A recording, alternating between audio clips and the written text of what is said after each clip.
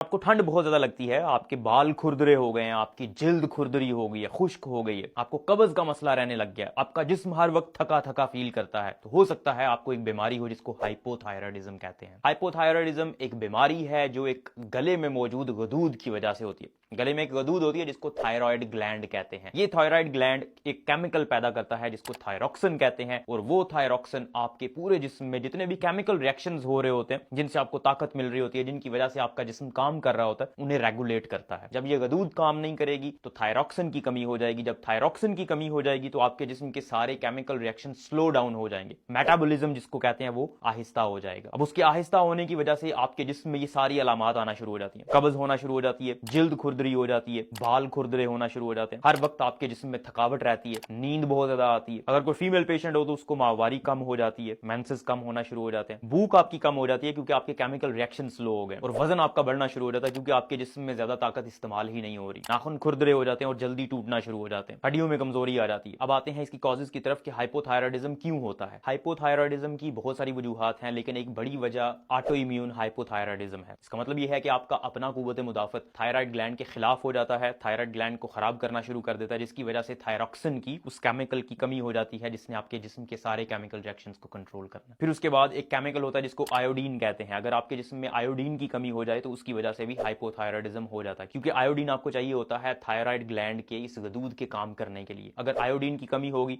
तो ये गदूद काम नहीं करेगी और थायरॉक्सिन की कमी हो जाएगी। तीसरे नंबर पे कुछ दवाइयां ऐसी होती हैं जैसे एमियोडारोन वगैरह, ये दवाइयां आपके थायराइड को डैमेज कर सकती हैं और उसकी वजह से भी थायरॉक्सिन की कमी हो जाती है। फिर अगर कोई ट्रॉमा हो जाए, यहाँ पे कुछ चोट लग जाए, या फिर सर्जरी की वजह से थायराइड को रिमूव कर दिया जाए, तो उसकी वजह से भी थायरॉक्सिन की कमी हो जाती है और हाइपोथायराइडिज्म हो जाता है। अब आते हैं इसके इलाज की तरफ। तो इसके इलाज में एक ही चीज है जिसको लीवोथायरॉक्सिन कहते हैं। लीवोथायरॉक्सिन एक ऐसा केमिकल है जो गोली की सूरत में दिया जाता है, वो बिल्कुल थायरॉक्सिन की तरह काम करता है। थायरॉक्सिन वही केमिकल है जो आपके गले की गदूद जो थायराइड ग्लैंड खुद बनाता है, लेकिन अगर थायराइड ग्लैंड खुद नहीं बना रहा तो फिर बाहर से आप गोली की फॉर्म में लीवोथायरॉक्सिन लेते हैं जो बिल्कुल थायरॉक्सिन की तरह काम करती है। एक बात याद रखना बहुत जरूरी है, और वो ये कि जब भी किसी में हाइपोथायराइडिज्म हो जाता है तो ज्यादातर चांसेस यही होते हैं कि उसको पूरी जिंदगी लीवोथायरॉक्सिन की गोली इस्तेमाल करना होती है। जब भी वो इस्तेमाल करना छोड़ेगा तो उसमें दोबारा से ये अलामात आना शुरू हो जाएंगी। हाँ, कुछ नेचुरल, कुछ कुदरती चीजें हैं जिनसे आप अपने थायराइड ग्लैंड को सपोर्ट कर सकते हैं, लेकिन वो कुदरती चीजें कभी भी आपको इतना सपोर्ट नहीं करेंगी कि आपको लीवोथायरॉक्सिन की जरूरत ना पड़े। अब वो चीजें कौन सी हैं? सिलीनियम एक ट्रेस एलिमेंट है। जिन लोगों में हाइपोथायराइडिज्म होता है उनमें अक्सर औकात सिलीनियम की भी कमी होती है, और सिलीनियम की कमी की वजह से आपको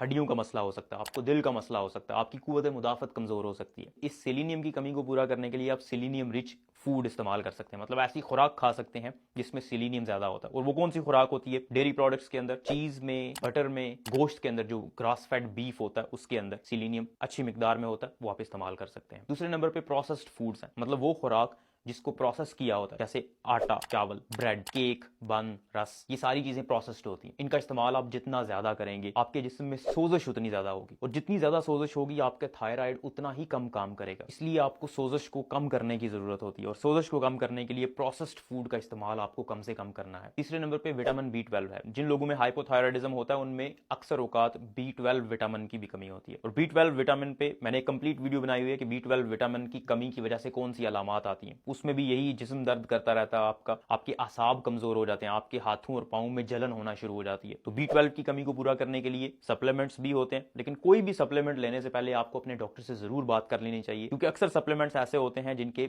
नुकसान भी होते हैं, साइड इफेक्ट्स होते हैं। इसलिए सप्लीमेंट लेने से पहले अपने डॉक्टर से जरूर बात करें। विटामिन B12 आपको खुराक से भी हासिल होता है।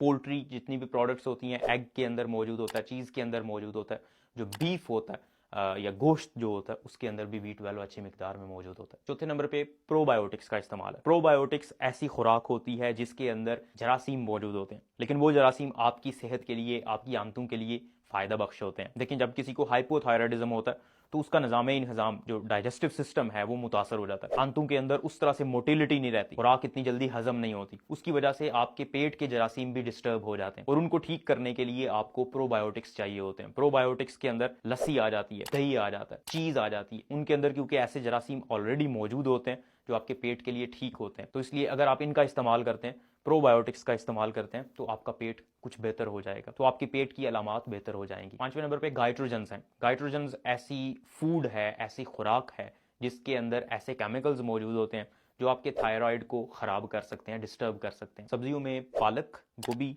बंद गोभी, फलों में स्ट्रॉबेरी, आड़ू और खुश्क मेवाजात के अंदर चिलगोजे, ये ऐसी चीजें हैं जो गाइट्रोजन्स हैं। मतलब अगर आप इनका इस्तेमाल ज्यादा करेंगे तो आपके थायराइड को ये मुतासर कर सकते हैं, लेकिन जितना हम नॉर्मली अपनी जिंदगी में इनका इस्तेमाल करते हैं उनके इस्तेमाल से इतना ज्यादा प्रॉब्लम नहीं होता। उम्मीद है आपको ये वीडियो पसंद आई होगी। इस वीडियो को लाइक करें, इस चैनल को सब्सक्राइब करें ताकि इस तरह की मजीद इंफॉर्मेटिव वीडियोस हम आप तक पहुंचाते रहें।